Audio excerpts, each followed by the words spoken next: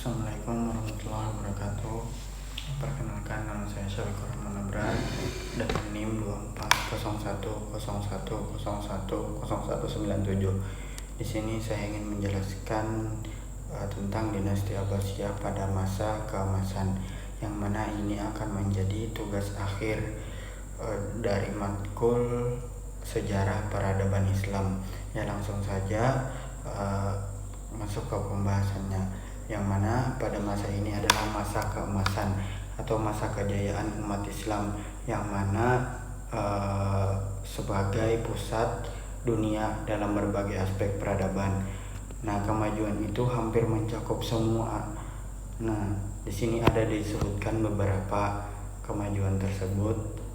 Yang pertama yaitu tentang biro-biro pemerintahan Abbasiyah.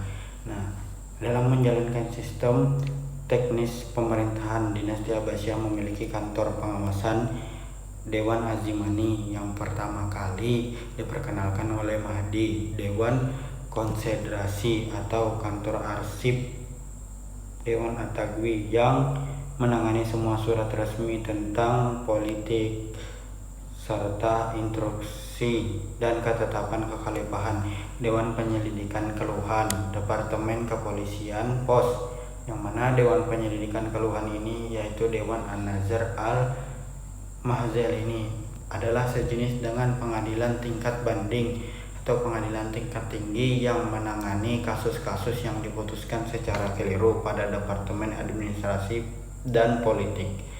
Nah, cikal bakal dewan ini dapat dilacak pada dinasti Umayyah, karena Al-Mawardi meriwayatkan bahwa Abdul Al-Maliki adalah khalifah pertama yang menyediakan satu hari khusus untuk mendengar secara langsung permohonan dan keluhan rakyatnya. Nah, adapun yang kemajuan yang kedua yaitu sistem militer. Pada masa dinasti Abbasiyah telah tersusun dengan rapi, disiplin, dan mendapatkan pelatihan secara teratur.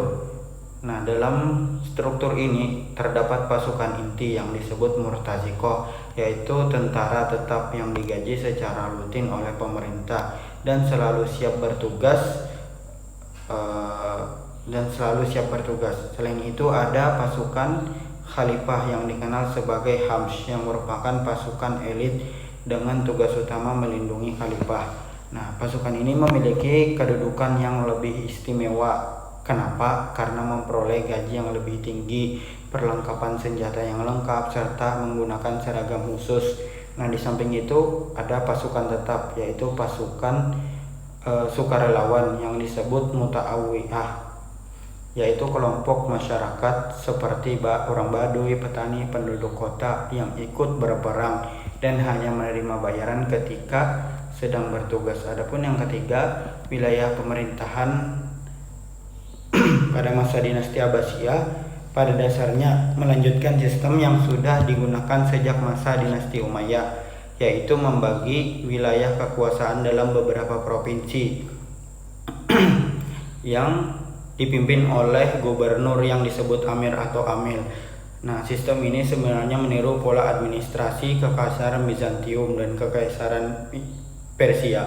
Pada masa Abbasiyah, sistem tersebut tetap digunakan meskipun jumlah dan batas wilayah provinsi sering mengalami perubahan sesuai kondisi politik. Selain itu, pembagian wilayah secara politik tidak selalu dengan geografis, sebagaimana yang dijelaskan para ahli seperti Al-Iskar bin Haukal dan Ibn Faqih. Pada masa awal pemerintahan Abbasiyah yang berpusat di Baghdad, wilayah kekuasaannya itu dibagi menjadi beberapa provinsi kayak Afrika Utara, Suriah, Palestina, Hijaz, Yamamah, Yaman, Bahrain, dan Oman, dan lain sebagainya. Adapun yang keempat, perdagangan dan industri. Pada masa dinasti Abbasiyah berkembang sangat pesat, terutama pada masa Al-Mansur. Hubungan dagang meluas hingga India dan Cina, yang mana melalui jalur sutra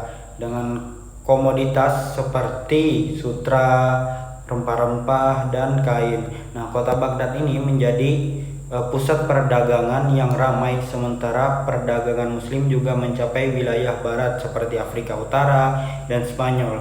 Nah, perdagangan ini menghasilkan keuntungan besar dan didukung oleh industri yang maju, terutama tekstil dan kerajinan di kota seperti kota Baghdad dan Kufa. Nah, berbagai produk ini seperti kayak kain, sutra, dan pakaian mewah banyak yang dihasilkan dan bahkan dikenal hingga ke luar negeri, yang mana hal ini menunjukkan bahwa ekonomi Abbasiyah itu sangat maju dan menjadi salah satu faktor kejayaannya. Adapun yang kelima, perkembangan pertanian. Nah, pada masa dinasti Abbasiyah mengalami kemajuan yang sangat pesat karena pusat pemerintahannya tuh berada di wilayah yang subur, yang mana dekat sungai Tigris dan Efrat yang disebut Sawat.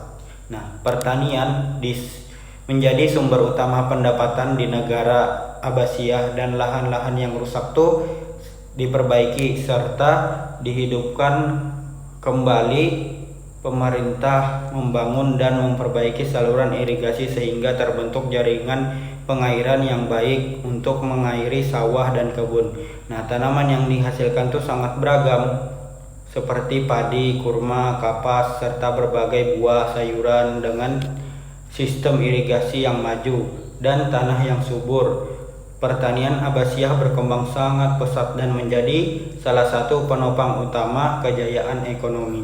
Adapun yang keenam, Islamisasi masyarakat. Pada masa dinasti Abbasiyah berlangsung secara bertahap dan umumnya damai. Pada masa Al-Mahdi, misalnya ribuan orang Kristen dari Bani Tanuh di wilayah Aleppo itu masuk Islam. Namun secara umum proses masuknya tidak secara paksa, melainkan karena berbagai alasan seperti ingin terbebas dari pajak khusus dan mendapatkan kedudukan sosial yang lebih baik, serta memperoleh keamanan dan kebebasan yang lebih besar.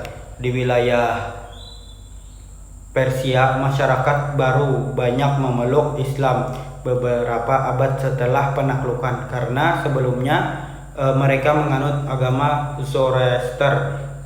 Hal ini menunjukkan bahwa proses Islamisasi berlangsung secara perlahan, damai, dan dipengaruhi oleh faktor sosial dan ekonomi. Adapun yang ketujuh, bidang kedokteran. Pada masa dinasti Abbasiyah mengalami perkembangan pesat dan mencapai puncaknya. Para ilmuwan Muslim menghasilkan banyak karya penting seperti Hunan bin Ishaq yang menulis tentang ilmu mata. Selain itu ada Bani Abbas yang menyusun kitab kedokteran terkenal Alkitab Al-Maliki. Tokoh paling terkenal adalah Ibnu Sina yang menulis Qanun At-Tib, sebuah buku kedokteran lengkap yang menjadi rujukan utama dunia dan Eropa selama berabad-abad, yang mana kemajuan ini menunjukkan bahwa ilmu kedokteran pada masa Abbasiyah itu sangat maju, berpengaruh besar terhadap perkembangan ilmu kesehatan di dunia. Adapun yang terakhir yaitu perpustakaan dan toko buku. Pada masa dinasti Abbasiyah, pendidikan berkembang sangat maju, ditandai dengan berdirinya Baitul Hikmah di Baghdad, yang mana didirikan oleh Al-Ma'un. Lembaga ini sangat berfungsi sebagai pusat penerjemahan, perpustakaan, dan tempat pelajar berbagai ilmu termasuk astronomi.